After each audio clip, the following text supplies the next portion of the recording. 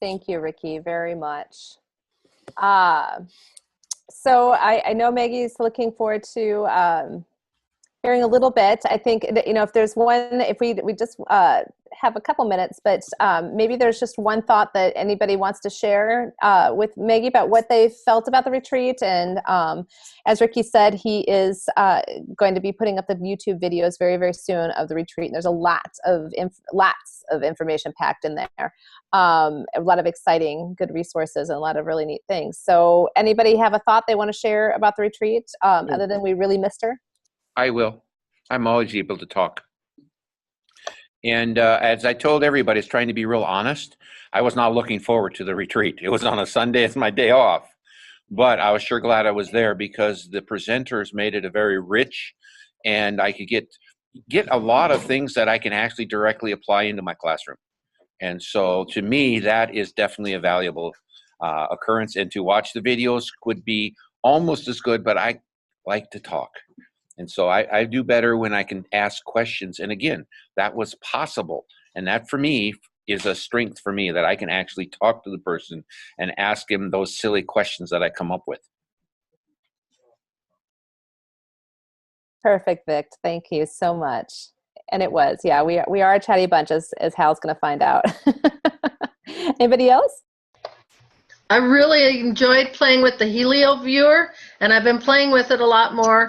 And the information that Laura shared with us, I've already shared with another teacher, and I've shared some other stuff too.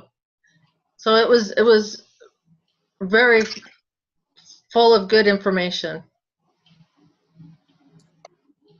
Excellent. Thank you. And I'm going to say one more thing is I took what Wendy said, and I've actually got it planned out where we can use the Helio viewer to get a coronal mass ejection, follow it on the screen as it comes towards Earth using the various, and then end up with setting on our magnetometers when they begin to register the info. And so you can actually do a literal point A to point D event occurring, which I'm really excited, and I got a geology class that's going to do it. Vic, you just made my entire heart explode with love right now. That is my dream come true. It's like, yes.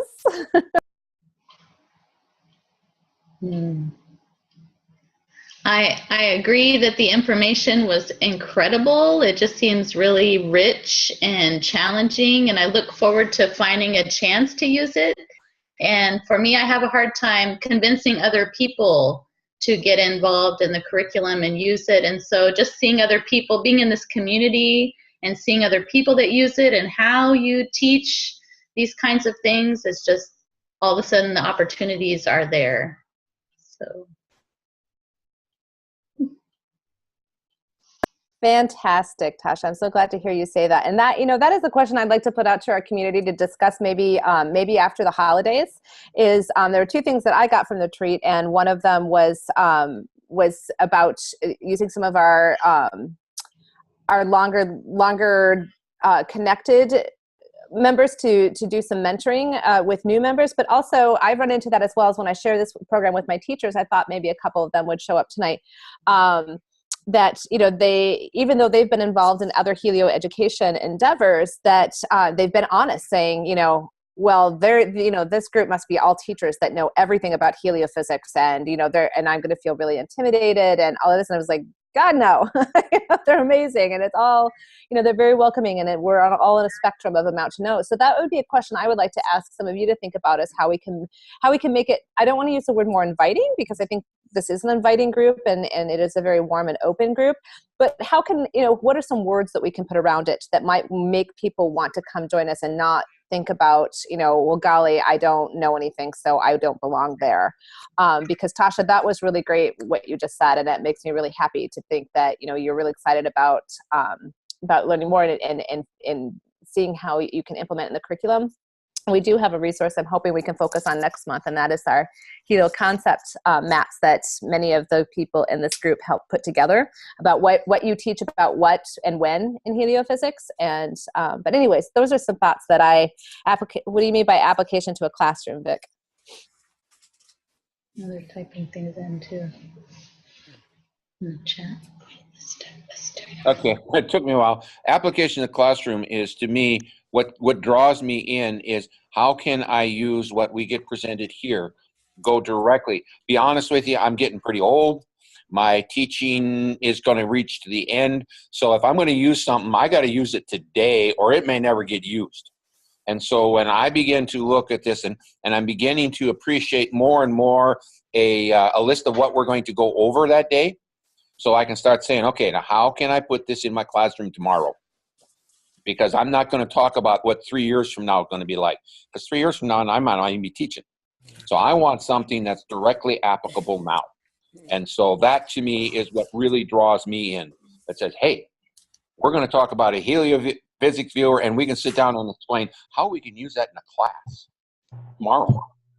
Yeah. And that really did work well for us when we went over that longer retreat. It gave us more time to have those discussions. And yeah, I was thinking maybe we could share some of our resources with teachers before we ask them to come to a meeting. Like if we could give them the resource and say, you know, and you can come and learn more about these resources. These are what we do in our meetings. Maybe that might help more than asking them to come to a meeting first and then find resources. I agree with you, Ricky. And whenever we've had that option available to us, such as for this month, we have put those out. So, but I do agree with you very much on that. And let's make sure that we keep that in front of us in our weekly meetings together as coordinators, for sure. But definitely it is. Hi, Nancy. We do see that you're here. I didn't want to not recognize you. Hi, everyone. Sorry, I've been in back-to-back meetings in multiple locations today. So I am very glad to be here right now with you all. We are glad that you're here too. We hope you're having, and it's rainy in San Francisco. I'm glad that you guys are getting so much rain. And Diane, we see you're here as well. It's, that must be Lindsay dialing in on the, Lindsay, is that you dialing in on the phone? It's a Chicago number. No, it's Darnella. Darnella, welcome. How are you? I'm fine. I'm in my car on my way home. I just finished my final Space Explorers meeting, so I said, "Oh my God, it's not 7 at 6," and I said, "Let me at least get in on some of it." Oh, excellent. We're just getting ready to introduce our guest, and we were just sharing some things from our big retreat, and I wish you would have heard them because they would have answered some of your questions you had for me. So I'll definitely make sure you have links to this. This is Darnella Wesley, and she works here in Chicago at are you still Kellogg or at what? Yes, I'm at Kellogg. I didn't know if you guys had changed. Outside. And she's been part of Yep, we can hear you. Go ahead. Okay. Yes, I'm at Kellogg School on the South Side in Beverly, in Chicago. And Darnella's been part of our after-school Space Explorer program that Lindsay started through IBEX and in partnership with Adler Planetarium that uses the GEM Space Science sequence to help teachers run an after-school club. And so I think you've been doing this, is this your 4th semester with me or your 5th semester with me, Darnella? My 4th, yeah, my 4th semester. I know you've been there a while. So she is a treasure, and I'm so glad she's able to join us tonight. So welcome. I wish you guys, she has a lovely smiling face. I wish you guys could see her, but I'm glad you called in by phone, Darnella. I'm glad, because we were just talking about how we could get people to understand this as a warm and open group, and you just missed that. So I'm glad you're here. And Tasha, there's a teacher here named Tasha that just joined us for the retreat last month from another program, and she had some really lovely things to say about getting the practical things and seeing that it is what I'm going to paraphrase Tasha if I'm wrong, but that it's not quite as intimidating as it might seem. And you wished other teachers knew that. So I just literally said, I wish Darnella could have heard that. Right. I need to hear that. Well, we're glad you're here. I wish we'll have to introduce you at another time to other people here. Okay, great. Well, I'm going to go ahead and introduce our guest this evening, and I know that we're all very, very enthusiastic about meeting him. So know that you are well anticipated, Hal. And Hal Aronson is the creator and co-director of We Share Solar, a program of We Care Solar. He is a founder of We Care and We Care Solar and serves as the director of technology and training. He developed the We Care Solar Suitcase to address the problem of electricity that faces health centers, schools, and orphanages for the 20% of the world's population which does not have electricity. Staggeringly, that statistic just blew me away when I read that. Though trained as an academic, Hal has been providing renewable energy education programs for 18 years in a variety of settings that include professional development workshops for teachers, schools, workforce programs, electrician training, and colleges in both the U.S. and Uganda. He fell in love with solar energy technology when he built a standalone solar home in 1983. He has a PhD in sociology from UC Santa Cruz. And the We Care Solar Suitcase systems are providing power in over 1,000 health centers, hospitals, and Ebola screening centers in 30 countries, primarily in Africa and Asia. These are built by American students, and they're lighting up schools and orphanages in Haiti, Peru, Uganda, the Philippines, South Sudan, Sierra Leone, Senegal, Cameroon, and Kenya. He's particularly devoted to the We Share program because he is inspired by how students and teachers have shown how meaningful it is to them to be engaged in projects that help their less fortunate counterparts in regions of the world that do not have access to electricity. So welcome, Hal. We are so glad to have you here with us. Thank you. It's good to meet you all. And thank you for taking the time at the end of a teaching day to learn more. I know a little bit about what day-to-day classroom teaching is like. That's why I don't do it. But I really respect all of you that do. Unfortunately, I discovered I still have homework, even though I am not a day-to-day teacher. I thought at some point in my life I would have a career that didn't involve having to go home and still work. But I guess that's just not in the cards for me. So what I want to do before I have some images to show you, but before I do that, I just want to tell you what the crux of the We Share program is. And we've sort of learned the crux only by doing it. But the crux of it is that we've come to discover or learn that students are no different than the rest of us. They also care to have meaning and purpose in their lives, and they care to have their work go to some end in which it actually makes the world a better place.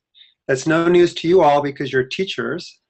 You're certainly doing it for that reason. There's no other real reason. Maybe love of teaching and love of hearing yourself speak, but mainly it's that you're actually trying to have a positive impact on the world. And so the We Share program is an opportunity for kids to learn STEM by doing something that has a direct benefit for their less fortunate counterparts in other parts of the world. And I thought kids would mainly, or students would mainly love doing the We Care Solar, the We Share Solar technology because it's such magical, exciting technology to make electricity out of sunlight. But to my great surprise and delight, the thing that was first and foremost was that they got to have some empathy for other people and do something that they knew could be helpful to them. So that's the crux of the We Share program. Now I'm going to show you a few images because my chance to travel to other countries taught me an awful lot. I don't know how many of you have spent time in countries in which most of the population does not have electricity. Anybody here? Yeah, one person. Oh, okay, great. So this won't be total news to you. Now, to share my screen, if I do this right, I just learned the technology from Andy recently. We can see your slides. Can you see them? Okay. But I wanted to start a little earlier. Okay, so here we are. About 6 years ago, my wife went to Nigeria. She's a doctor, to find out why so many mothers die in childbirth. She went to actually to a hospital in northern Nigeria, and she thought she'd learned that they didn't have certain protocols or certain medications or certain equipment for delivering medical care. And what she discovered, to her surprise, was that the biggest impediment to the women getting help when they were having a difficult delivery was that the doctors could not see them. The electricity was out at the hospital a large part of the time. And no electricity meant, of course, no refrigeration, which meant no blood for blood transfusions. But even more importantly, they couldn't even see if the woman was hemorrhaging or not. They couldn't do the most basic basic medical procedures. If you look at this light, that is the floor of the maternity ward at a hospital that serves 1 million people in northern Nigeria. And it's got a very high maternal mortality rate. This room is actually full of women in beds with their babies. And so that's what she saw there. And so she called me up, and I've been doing solar for a long time, and I said, I think we can help with this problem. This is the operating room at the same hospital. Do you notice where the light's coming for the surgery? Coming from the window. This is that same surgical theater at night. So if women are tearing or if they have a wound, they can't even suture them at night. They have to just pack them down and wait till the following morning to attend to it. So that's why we formed We Care Solar, so that we could provide the most important electricity, what I call the first 100 watts, enough for light and communications. And early on, we just built the solar suitcases in my backyard, and then we'd carry them to Nigeria, somebody going to Nigeria, or she would go when she went back to do some more observations, and set up a small solar electric system to give them light. I also did a lot of professional development workshops in solar, and I got a number of teachers interested in the project. And so some of our early builders of solar suitcases, which are complete solar electric systems, came from different engineering programs in local schools. And here's a class that built the solar suitcase. You can see what it looks like. It's a case, and it's got all the components of a solar electric system, some high efficiency lights, and some solar panels. And they would get them as often as the kids would bring them. And the teachers loved the programs, and the students loved them. It was a great way to teach STEM because it was STEM with a clear purpose, and they could learn all about designing and building solar electric systems and get hands-on experience wiring, something that even a lot of engineering students don't seem to get enough of. And here's one of our systems aiding in a surgery. That's only 5 watts of light, and that's enough to light up the surgical field so that this person can get the help they need. So what happened, though, is after a while, people found out about us, and they gave us a lot of money. And they said, if something is good for 20 health centers, why not do it for 1,000? And so we could no longer build them by hand. And so we actually redesigned the solar suitcase for manufacturability, and we set up a factory, or we engaged a contract manufacturer in Fremont, and there's our solar suitcases now being manufactured in larger numbers. And it was good because we could build a more consistent quality of solar suitcase. Here's one in the Philippines that was used after the Typhoon Haiyan. And so they get bolted to the wall, they become a cabinet, and then the solar panels go on the roof. So there's the solar suitcase there. But here's what happened. The same teachers that we trained to build solar suitcases said, hey, we still want to do the project. Can't we still build them and send them to health centers? Well, the answer was no. You can't build them and send them to health centers because we now have to build to a certain spec and need consistent quality. And now we're doing a large number. But there are other people in the same parts of the world that could really use them. For example, students. And this might be a surprise to most of your students, but in the parts of the world where there isn't electricity, kids really want to go to school. It's not a have to, they actually want to go to school, and they want to study. And they'll do almost anything to get to study. So look, they're using, I don't even know what that light source is. Something's burning. It's probably something like kerosene and wicks, and they're studying by that. That's not good for their eyesight. It's not good for their respiratory system. But look at them. That is important. And this is actually a very good learn for your students. In some parts of the world, kids are desperate to get to go to school.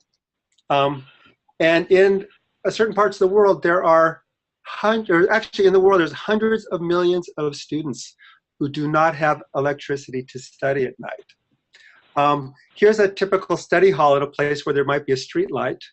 Students go out to the street light to find a place to study. A lot of the places I've been, there are not even working street lights. There's no grid whatsoever. And so the students either use candles or a little wick into a can of kerosene, which is kind of sketchy to study. And that's not a whole lot of light. There's also orphanages. One of the places I work is Uganda, which has a phenomenal number of orphans because of HIV, warfare, and life's just a little bit more dangerous in Uganda. It's not as secure. If you get in a traffic accident, good luck getting the care you need. I shouldn't be laughing about that, but I've been in some pretty hairy close calls there, and I figured, well, if that happens, that's just the way it goes. So we decided that we'd have the students build, if they wanted to do the project, to build for orphanages, schools, and libraries in places where there was no light. So that's when We Share was reborn as a program directly to benefit American students by giving them a good STEM education with a purpose, and then to have what they build go and help their counterparts in other countries. So this is We Share Solar, and this is what the We Share Solar suitcase looks like. Instead of being yellow, it's blue. And what we say is that students learn, they build, they share, and they get inspired. And one of the most important parts of getting somebody interested in doing engineering or science is inspiration. Certainly, I started off as a biochemistry major. I was inspired by the work being done in medical biology, and that's why I pursued and spent a couple of years studying biochemistry. So, by the way, that young lady is my 8th grade daughter, and she's just built her first solar suitcase the other day because I had to go give a demo. And I think it's a really well suited for 8th grade and up. Some of the things about the solar suitcase are that they're really designed for the harsh reality of conditions in the developing world. They're in a waterproof case. They're simple, they're rugged, they're easy to understand, and they're very inexpensive to maintain. This is what it looks like sort of when it's set up. You can see a solar panel on one side, a cable that goes into the solar suitcase to bring the solar into the case. Do you see that multicolored object that has a number on the screen? That's a charge controller, and that regulates the charge from the solar to the battery. That blue item is a 12-volt battery, and the solar suitcase can either be powered by a 12-volt 14-amp-hour battery, or you can put a much bigger battery on it. It's designed to be expanded, but at the same time, you can carry everything you need in the box if you're going to a remote area and you're getting there by yak or horseback or foot, which is the place where a lot of these do go. And it can power a lot of things. It powers lights. It can charge up batteries for headlamps, charge cell phones. And if you put in a bigger system, you can charge up laptop computers, tablets, and even run audiovisual equipment. So we decided to build it into a kit that would maximize learning. So we wanted to somehow find a way to maximize the learning experience, but also maximize the ruggedness and durability. So the wires come with the connectors already crimped on professionally. And what this does is it enables the connections to be very strong and reliable. Because if any of you who have done electrical work know or taught electrical, an electrical system is only as good as its weakest connection. And when that connection breaks, the system does not fully function anymore. So it's all made of very, very high quality parts, which makes it more on the expensive side. But you know when you get it to the last mile that it's going to work. And it's going to work for a long time. We also created a curriculum so that when you teach this in your classes, students can learn a wide range of topics that are related to solar engineering, from the photovoltaic effect and shading to how do you design and configure a system, how do you expand a system, battery chemistry, all kinds of related stuff, series parallel wiring, of course. Let me see. So here's some images. Again, we call this STEM with a Purpose. Here's some kids that were at a tech museum event for Martin Luther King. They're holding up the solar suitcase they built. And on the lower photograph, that's some recipients at an orphanage in Uganda. This is an orphanage that has 200 students, 200 kids in it. It's also serves as a school for the community. They had no light at night. And if you can imagine in an orphanage, if you have to go out to use the latrine, when you walk out, it is totally dark. It's darker than you've ever experienced in a city. It's dark like if you're camping. And there are wild animals out there. And kids get bit by snakes and other things. It's a different kind of world. Americans are not at the top of the food chain necessarily. Certainly in Kenya, in the Maasai land, there are lions around, there are elephants around, there are leopards around. So light is really, really nice to have. So here's the Learn, Build, Share. Here's some students learning about circuits. Here's some students in a workforce program building a solar suitcase. And then here's an example of students who are at a STEM summer camp in the Princeton area, building systems that went to a school that doesn't have electricity in the Philippines. One thing that's interesting to note in this picture is that a lot of these kids are from inner city Trenton, and they were mixed with kids that are also middle-class kids, and they all had an equally rich experience. I think from my own experience doing a lot of work in underserved communities, that the students that come from more stressed out and under-resourced backgrounds even gain more from the program because they often don't have a strongest sense of self-worth. And so when you give these kids a chance to do something that they know is going to help other people, it is such a powerful experience for them because now they've done something to help somebody else, and that gives them a higher opinion of themselves, and it gets them more excited about their own lives. I didn't know this until I started doing these kinds of programs, because I'd always thought, oh man, these kids are so stressed as it is. Do they even have the capacity to help others? Absolutely. They need it more than anybody else. Hal, there's actually research that backs that up that was just recently on a TED Radio Hour about how that they have proven through research that people who have less share more than people who have more.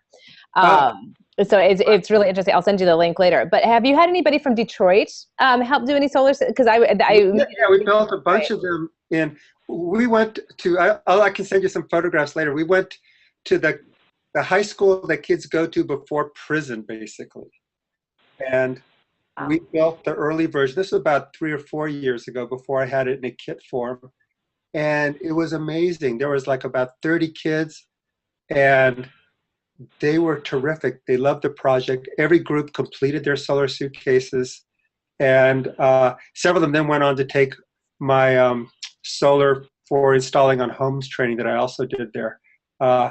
It's just terrific. I find that the hands-on engagement with technology is particularly good for students that don't have strong academics.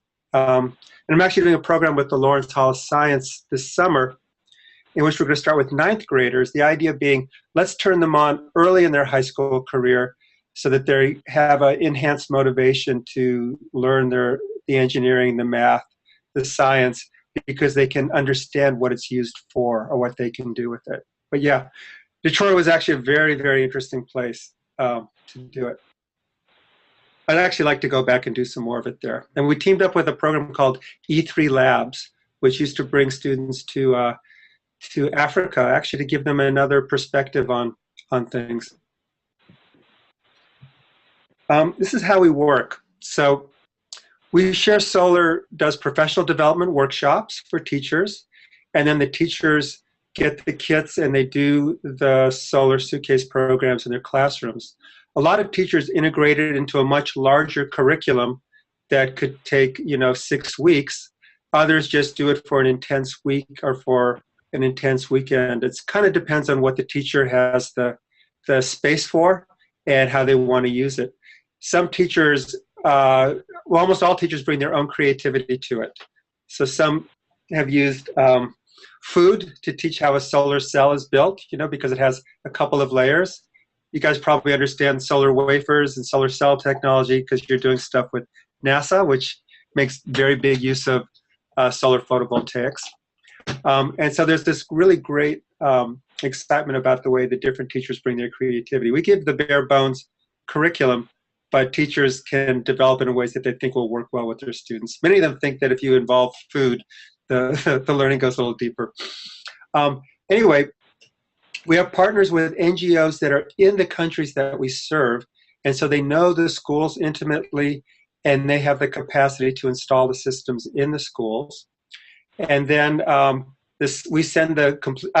One of us will QC the system before it goes out to make sure it's all up and running and functioning properly, and then it gets sent to our NGO partner, who then installs it at a library, a school, or an orphanage. And this is a picture of the Shining Hope Library, which is in the Kibera slum, which is the largest slum in Africa. And it was beautifully received, and they were just overwhelmed with the library.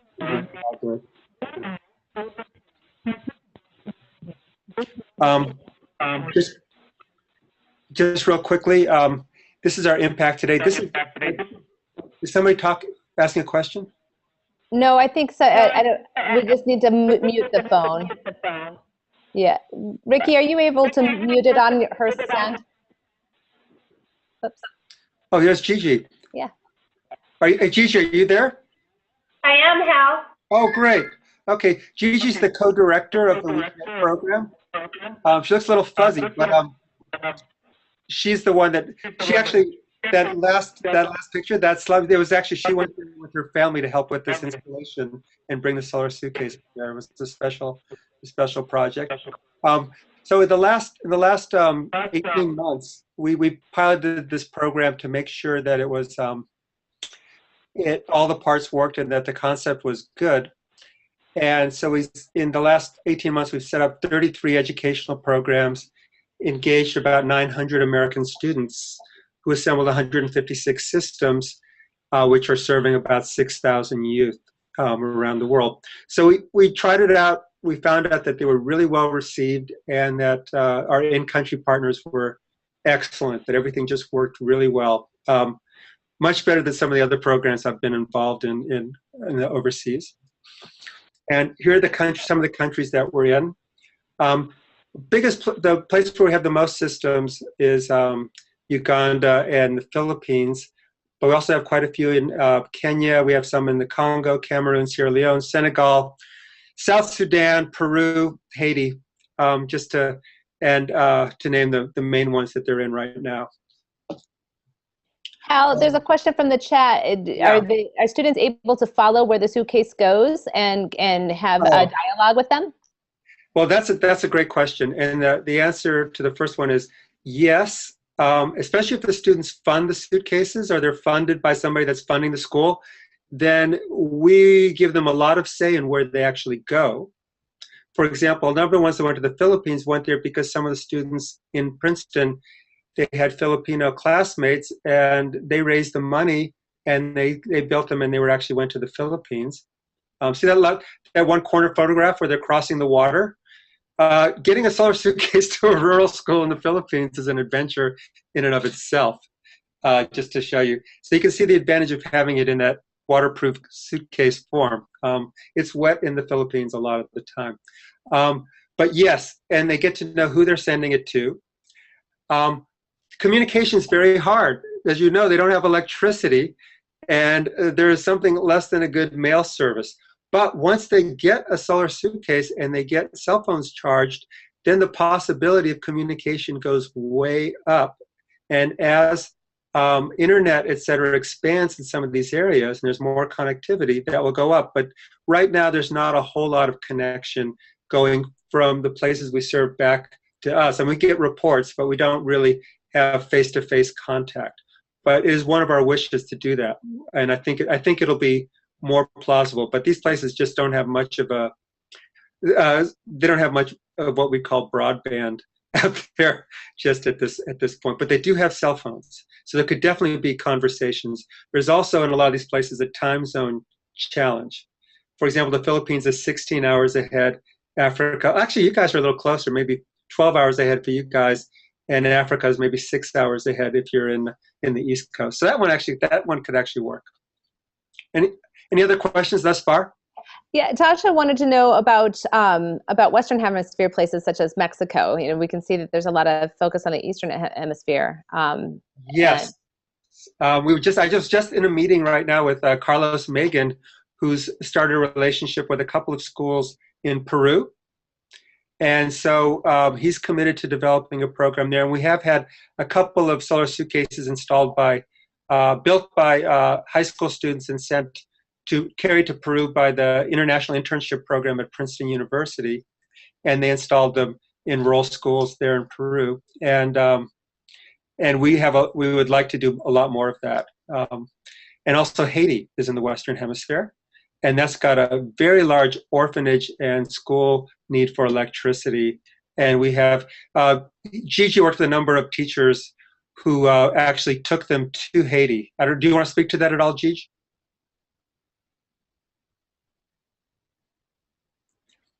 Maybe later. Okay. Okay. Oh, there she is.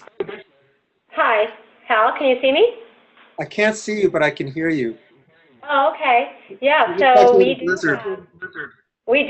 have 3 teachers in Princeton area that have direct connections with orphanages in Haiti, and they take students with them every year to engage in activity and community service projects and cultural exchange in Haiti. And they last year in their schools built solar suitcases for the Haiti dorms, the orphanage dorms in Haiti, and for some of their community centers. And it was just a fantastic experience. And in some cases, well, I guess in 2 cases, we were told that it was the only light in the village for 3,000 people. Yeah, so pretty remarkable. Wow, that is incredible. Vic, do you want to ask your question? I'm not sure that I mean, I think I understand it, but I want to make sure it gets asked from the right perspective.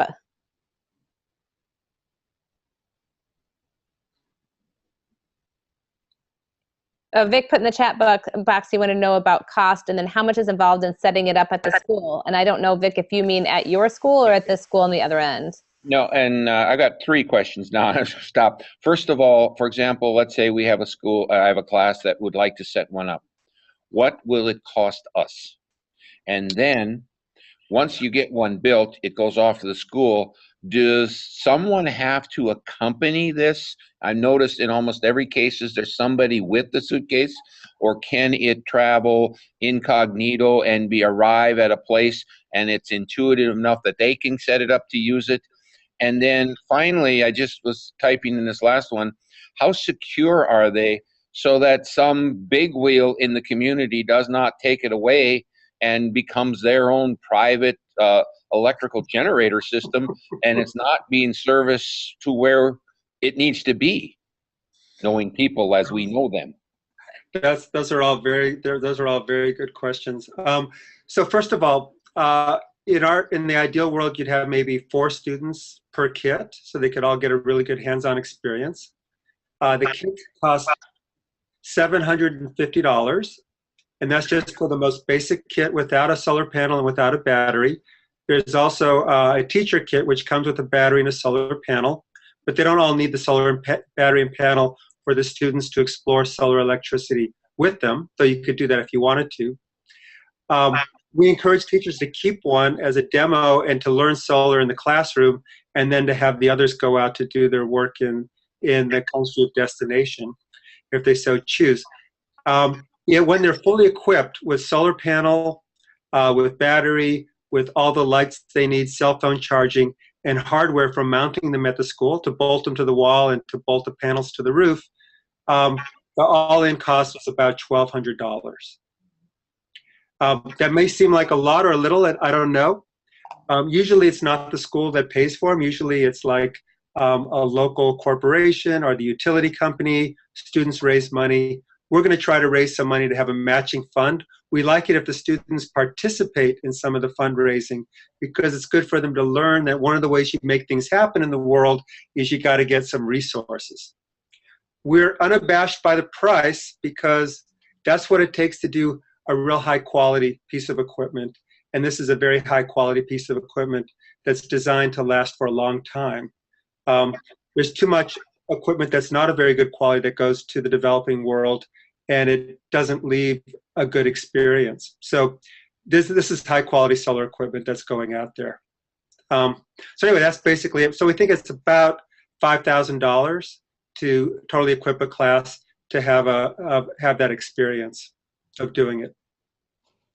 The next question was about just sending it. How does it get there? So we've had multiple ways of getting it there. Sometimes, like Gisha's example of the Princeton teachers who actually took it to Haiti, the actual teachers or students actually get to go and install them. And that's happened in a few cases, to Senegal, to Haiti, to the Philippines. Sometimes we partner with another, like the Princeton University, and their interns who are going for international travel, take them with them as carry-on luggage or as check-in luggage that they take on the airplane. Third, we ship it. We ship it out there, or we have a third party carry it. For a lot of the orphanages, there are organizations in the United States that support orphanages in the developing world, and they go there regularly, and they'll become the couriers, and they may install them, but usually we provide training to somebody locally in the country. They're not hard to install, but you still need some basic construction skills because you're attaching something to a roof and you don't want it to fall down and you don't want it to cause a leak. But they can be used right out of the box as well. And in some communities, we actually do an installation training, which is also a lot of fun. It depends on the situation. We develop a relationship, or the local NGO has a relationship with the village that it's going to. They know the school. They know what's called, like in Philippines, it would be the barangay captain. If it was an African village, it would be the local chief. When I go there to do the We Care solar work, I always meet the chief and the elders and the community. So they know this thing is going in there, and they know it's becoming the property of their community to serve their community. And nobody is going to touch it, because if they do, they have to deal with the chief. They have to deal with the community. It's not a discrete thing that happens to be there. It's a part of the community property. And that doesn't bode well for the chief if he steals the solar system off the school.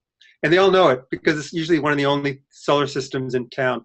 It's quite distinct. So far we've never had a problem with that. It might be if somebody's coming through the community from the outside, that might be a risk of something getting stolen, but it's not somebody that's local. And we don't do it through the government, because things that you do through the government, they often have a chance of not getting to the destination. So we usually work with a local in-country NGO.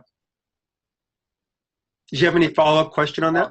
That was exactly kind of what I wanted to hear. So I'm looking at the idea, if, for example, I have some basic electrical knowledge, so you can set me a set of instructions. We're looking at about a kit for about $1,200 that a group of students could put together. We could become a part of a class project. We could put together, give it back to you, and you would then make sure it goes to a worthy home, and we would find out where it goes.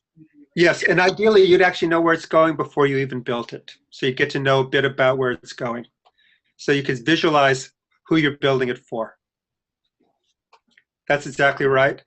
And it's real interesting. I've got some students sitting here in class listening. Yeah. 3 of them already volunteered to do it. That's great. How nice that you have students with you right now. Yeah, good. That's great. So and let me just say this. If we really like it, if the school, or not the school, but whoever the teacher gets funding from can do the whole 1,200, because that makes it a lot easier for us to be a sustainable nonprofit. But if money is the barrier, we're also going to try to raise matching funds, so that if you could raise part of the money, we could provide some of the rest when possible, because we really, really want this to happen. But we really love it when the teachers come in with some of the resources, or ideally the students. I don't know if you got to see any of the videos we sent out, but with the one from like Mount Hebron School, the students actually raised part of the price of the solar suitcase, which is really sweet. Anybody else? I can keep going unless somebody has another question. I'm happy to answer it now. Gigi jumped in and answered the question that Sally had in the chat box, so I think you can keep going. Okay, great. So I also want you to know that we created a curriculum, and I want to show you a little taste of the curriculum, okay? And this is all digital, and I just want you to know that this is prepared by not just curriculum creators, but it was myself, who has 30 years of solar and 16 years of teaching it, plus 2 of the best instructors in the country from Solar Energy International, one of whom has an awful lot of experience not only training people at all levels, but doing an awful lot of work in the developing world, especially Haiti and Sierra Leone. So here's one unit, which is just to familiarize students with solar electricity and show them the variety of sizes of solar electric systems. And this is just one page out of that chapter. This is a basic electricity for solar, where we kind of teach them the principles, you know, volts, amps, watts, series, parallel wiring, basic circuits, DC electricity, and so on and so forth. And it's kind of it's a partially animated, kind of a cute way, PowerPoint that goes along with the lesson plan. Let me see. The next one is teach them about circuits. And you'll see when you do the solar suitcase that we color coded. So the solar circuits are done in yellow, the battery circuits are done in red, and the load circuits are done in blue. White is the common negative for all of them, or the ground, but all the positive sides of the circuit are done in colors that give you a sense of what they're doing. And here's an example of the backside of a solar suitcase, just to give you a sense of what the wiring looks like. Let me know if you want me to slow down too, because I want to move through here at a pretty good clip, unless somebody has a question.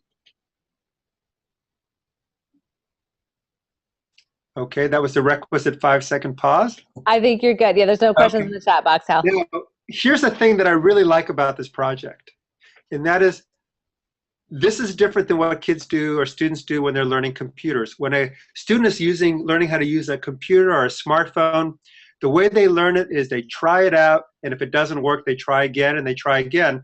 So they're really fast and they're trying things out. That's a really nice skill to have, but there's another nice skill to have that young people need, and that is they need to look several steps ahead. And with electricity, you don't just put it together and energize it to see if it works. Because if you do, you might have a little 4th of July kind of experience. You have to do what's called commissioning a system. So they learn how to use a multimeter and go through every circuit to make sure that the whole system is properly wired. That's called commissioning, and we all do it in the solar field, because you never want to turn on a system, whether it's small or large, until you've commissioned it. It's a great skill for students to have.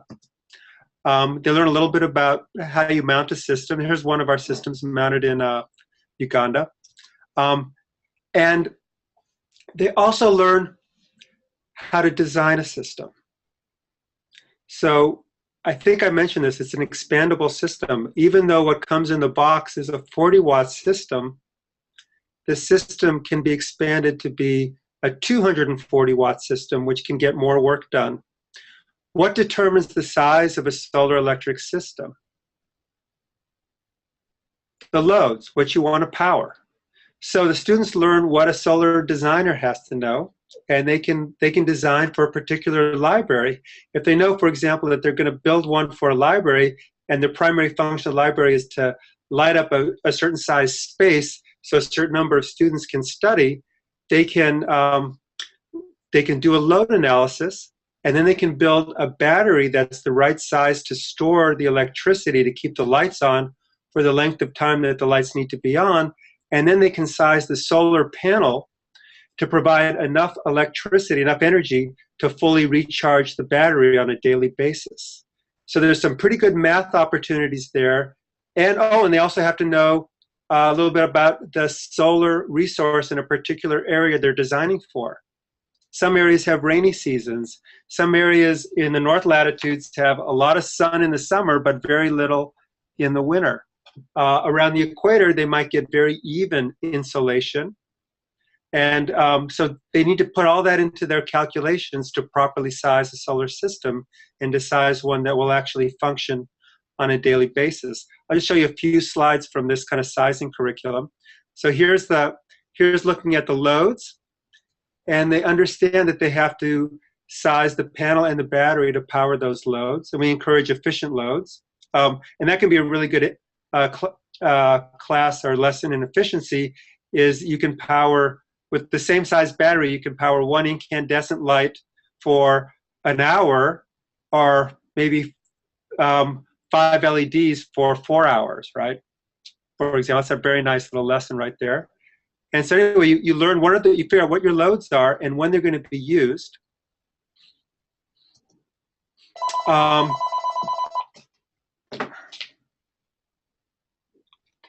then you have to know when their loads are being used. For example, daytime loads like maybe charging a laptop computer or a cell phone can be charged during the daytime, so you don't have to pull energy out of the system battery. You can use the solar panel almost directly, in a sense, to charge things that already have their own internal batteries. But things like lights need to be run off a battery at night because there's not going to be any sun during the daytime. So lights being used at night need to have the energy stored in a battery, in what's called a secondary battery, one that can be cycled many times. And then they need to know, like, what is the energy consumption what's the power consumption of the load, and how is that load going to be used? How many hours a night? And that will help them really determine the size of the battery. And then they can look at what are the daytime loads. And anyway, going through this process, and I'm going to move through this kind of quickly, they can then figure out what the nighttime energy requirements are, what the daytime energy requirements are, and then they can size the battery and the solar panel accordingly to power those loads. That's a nice animation. And they need to plan for weather. Anyway, there's a lot of really good math and engineering in this. And what's really fun, and I went through this kind of fast because I don't feel like dwelling on it right now, but what's really exciting about this is that you can actually live with that solar system in your classroom and power things and really learn what it can do and what it can't do. And you can even say, hey, we wanted to charge more with this. Maybe we need to change the system. And so when you find out that a small solar panel is not very good for charging 4 laptops, you might decide, let's figure out what these laptops really require, and then redesign your system, add some more solar panels, which are now quite inexpensive, and build out your solar electric system and watch it do what it needs to do. And then you can also learn where you put your solar panels to maximize the solar harvest, et cetera. And the students can become very renewable energy literate through doing this kind of an activity. One of the things that I believe is that you don't really learn a whole lot about energy until you actually live with the system for a while, and then you really learn what it does do and what it can't do. Okay. Sorry for running through this so fast, but I realize I don't think this is kind of that interesting to spend much time on in this kind of format. Here's just an example to show you how big the system can get, that it can get up to about 200 or 240 watts of solar and a 100 amp hour battery, which is about 1.2 kilowatt hours of energy storage, which you can do quite a lot with, including powering refrigeration. And they can also they'll learn more advanced wiring if we do this with them, like how to wire solar panels in parallel so that they can add current without adding voltage, for example. And there's our team. Gigi's the second one, the one whose picture is underneath mine. And then the bottom 2 people are very high octane solar energy curriculum teachers and creators.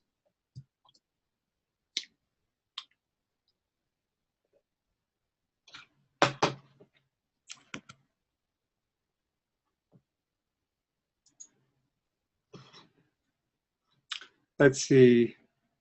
How do I turn off the? Oh yeah. Are you wanting to stop sharing, Hal? I'm wanting to stop sharing, and instead go up to the float your cursor up to the top of the bar, and you should get a float down menu, and it'll say stop sharing. It said share new. Oh yeah, here we go. Thank you. Excellent. There you are. Wow, okay, that was amazing. It was amazing. Did you want to open it up for more questions, Hal? Or yeah. Okay. Yep. Or comments, or did you have questions for the teachers, or? See, what was the last thing you said? I said, or if you had questions that you wanted to pose to the teachers, but otherwise, everybody, once Hal gives the word, you can unmute your mic and ask away. Ask away. Okay. Again, I'm never quiet. I see a real potential for my next year's physics class, because usually in the middle of the year when the weather's terrible, we do special projects.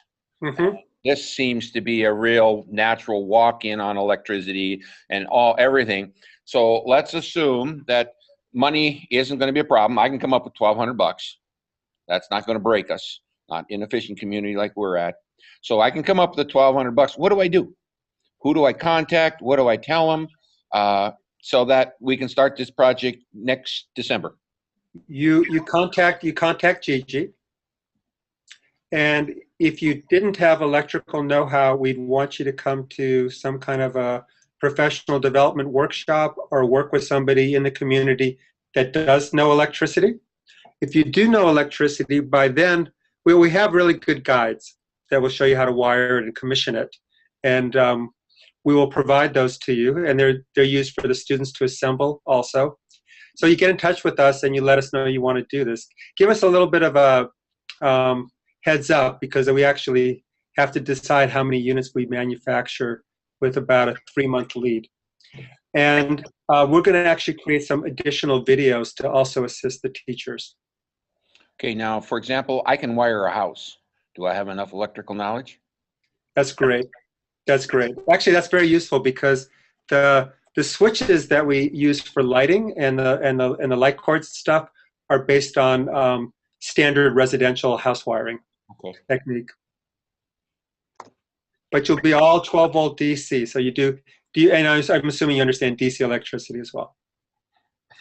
That's how you test DC. You get your finger touch the tool. It's got the added advantage that nobody will get electrocuted if there's a mistake. Yeah. Yeah. Great, Vic. I'm really glad you want to do it. I would encourage you, do you do it with the whole class or with a subset? What I'm thinking of at the very beginning to test the waters, I would propose that the students, I propose this whole thing. If the students don't want to do it, I'm sorry, it's probably not going to happen, but that's all makes sense. Arms pretty good. That they would decide a way of fundraising the money, because I definitely am not going to take money out of the school budget. They need to come up with the money. And I'm sure, I had 4 kids right here. Unfortunately, they're graduating, that took physics last year, and they all sat here and said, oh, we'll do it. That sounds like fun. So I won't have any problem getting students involved. That's cool. My biggest problem is the timing of how I can get it rolling. I need 3 months lead. School teaching is full-time. It's just bang, bang, bang, bang, bang, bang, bang. And so I need a little lead. So to me, what I think I need to do is sit down and talk to Gigi for a while on the phone later. Yep, that'd be great. And let me just add one more thing. When you said that about the students in the classroom, and I'm addressing the students here. They're gone. What? Oh, they finished their homework and left. Well, somebody's recording this, so this might be a beautiful legacy project for them. And here's my little thought. If they really want to build one and want to raise some of the resources for it, they could build you your demo unit, have the experience of building one, and then you'd get to see it and get to know it up close and personal as you plan for doing the project as a full-on project the following year. And that it also might be very useful in the fundraising for them to see an actual system.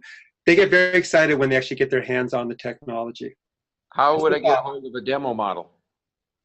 Gigi. Okay. All roads lead to Gigi. Yeah. And if you don't get a hold of her for some reason, you can always get a hold of me too. Okay. I'm not hiding. We just have certain processes that work better. No, it's really like I said, these guys were working on their chemistry, finishing up their homework, and as soon as they started listening, they thought this was cool, and they were listening, and they start, three of them said, "I'll do one." Of course, one of them is an Eagle Scout, and another one is, these are involved kids. They're not, shall we say, the students who luxuriate in the sunshine. They work. Oh, that's great. They were enthused about it. That's great to hear. Where are you, by the way? Petersburg, Alaska. Alaska. Oh, fantastic. Okay. Where we don't get any sunshine. No, you get sunshine only sometimes. Very slightly. 300 days out of a year, it's cloudy. Oh my God. Well, that'll be a good lesson in the limitations of solar electricity. You'll need a really big panel. I want to get a sense of this, because I really see an interesting project, an interesting lesson, an interesting unit, and good PR for the school. Yeah. In other words, schools always need some kind of PR. And This one is also a good PR for the school, too, if we can pull it off. Yep. No, you're absolutely right. So I'm not as fortunate as Vic to just easily see how it fits into my curriculum. And I teach chemistry, and I have Jeannie here who teaches environmental science. And I know my kids' environmental science teachers, so I really look for what is the curriculum that I could base this project with. Well, I did study chemistry, but I'm not sure exactly what you're required or you want to cover in your class. But one of the huge leading edges of research right now for the United States is battery chemistry and how it stores energy. And that's all about really nice, especially secondary batteries are backwards and forwards equations, right?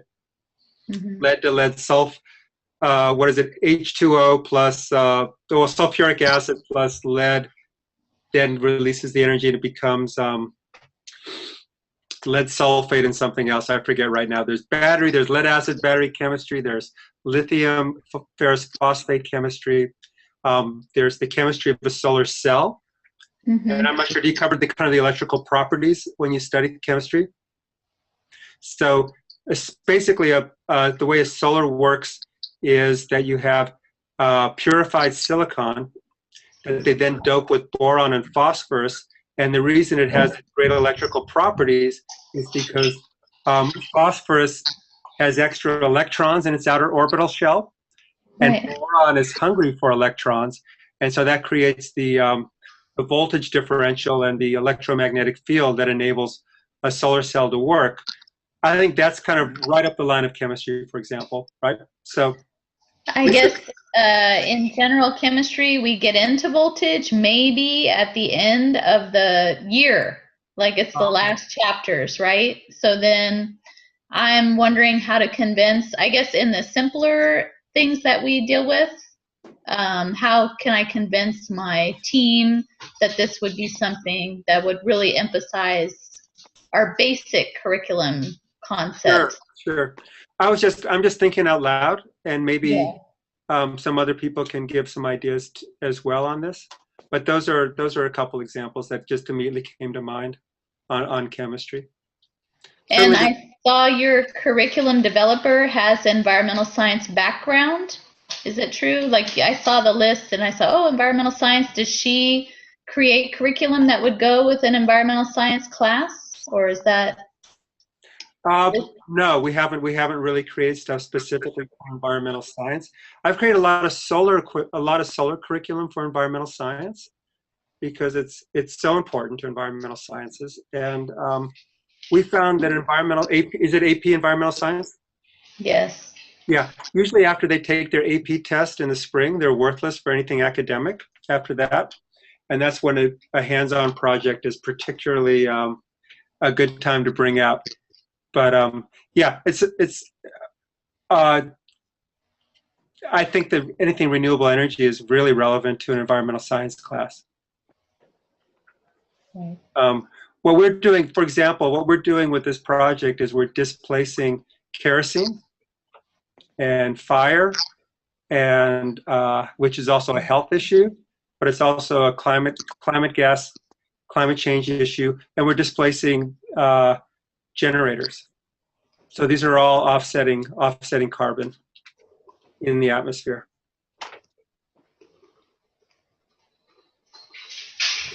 You have some, yeah. Thank you. Is that Claire? Did you just come on? Hi Hal, I'm sorry I'm late. I'm at a conference in San Francisco this week, so I got roped into a different meeting this afternoon. So I hope the workshop went well. I don't know. We'll get the reviews after you hang up. Let me know. I'm sure it was great. Claire and I have taught together because Claire and I are part of this Sun is Amazing program where we are combined astrophysicists with solar, on the ground solar guys. So students learn the amazing science of the sun, and they also kind of learn the more pragmatic use of the sun's energy when it gets to the earth. We've had a very good time working together on that project. Yep. Yeah. And Hal, I don't know if you remember me, but we've taught together at AEOE conferences and when I was at the Lawrence Hall of Science. Oh my God. Tell me your name. I do know who you are. Ricky Shackelford. Yeah, Ricky. How are you? Excellent. Well, how good to hear you. I didn't recognize your profile. That's great. AOE is outdoor education. We used to do a lot of solar with them. Yeah, it's nice to see you. Hey, great to see you too. What a small world this is. Oh. Are there any other additional questions from I know some of you are taking our soaker inners, but are there any questions or comments or wonderings that you have about what you've heard tonight?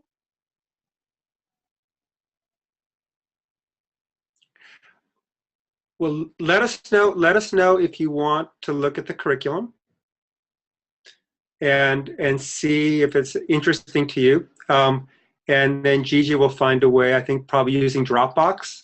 Is that something you guys use? Or maybe you guys have another way of disseminating it. You should take a look and see some samples of what we're doing. And so if you want to hook me up, maybe I can work with Gigi on that. And so we have the Widgio, that is the platform that we use to archive all of our resources. Okay, and great. I can show you that, and anything that you are willing to send me, either via Dropbox or something like that, I can make sure it gets posted up there. And again, you and Gigi will be receiving an invite to come be part of that platform. We kind of like to hold on to the people that come and engage with our community because we want you to continue to be part of that. So that'd be great. So yeah, well, let's work after this meeting. Maybe we can email back and forth and figure out what you want, are willing to make available. These teachers will take anything you offer them. They are very enthusiastic and very, as you heard at the beginning of the meeting, all very, very engaged in sharing group.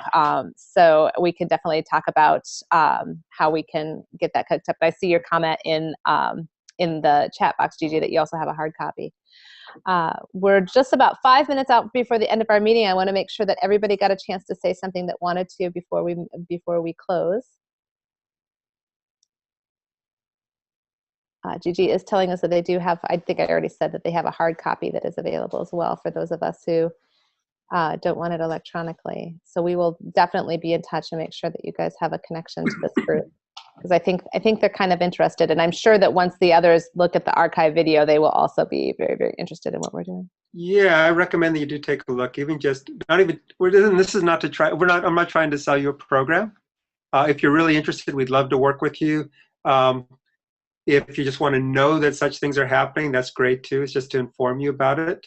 But the students build videos about their experiences that are very exciting to us, just to see how it affected them. Phenomenal. Yeah. Yeah, it is. It's amazing what they can do. It really is. Any last comments from anybody? Oh, go ahead.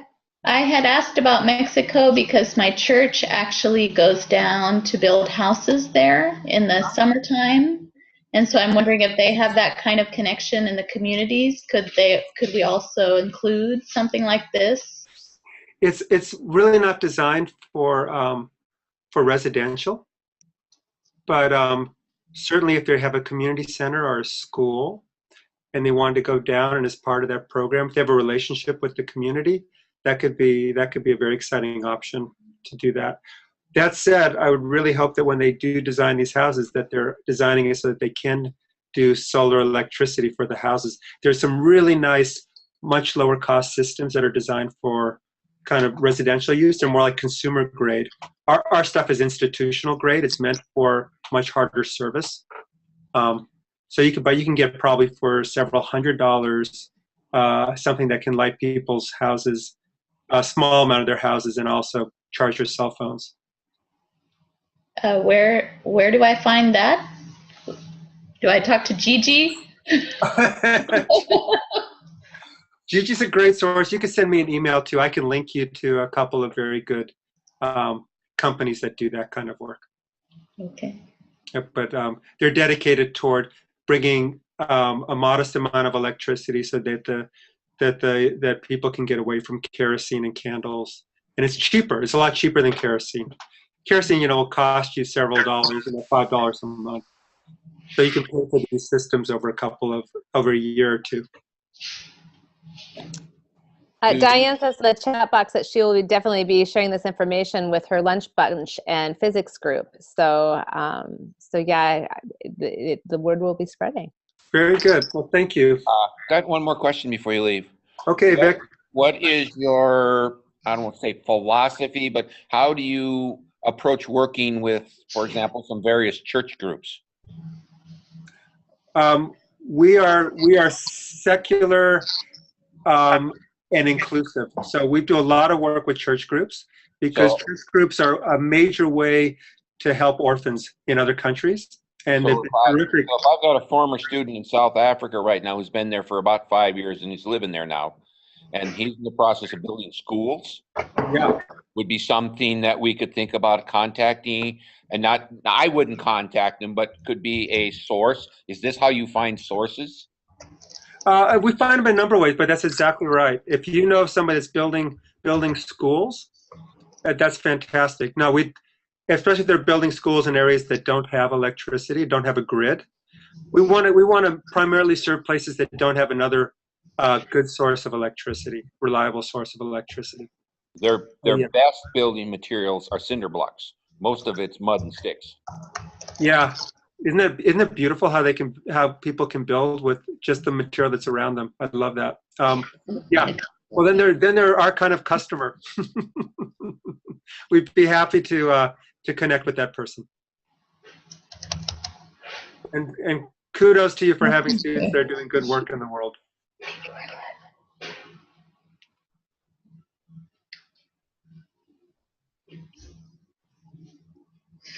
Well, thank you so much.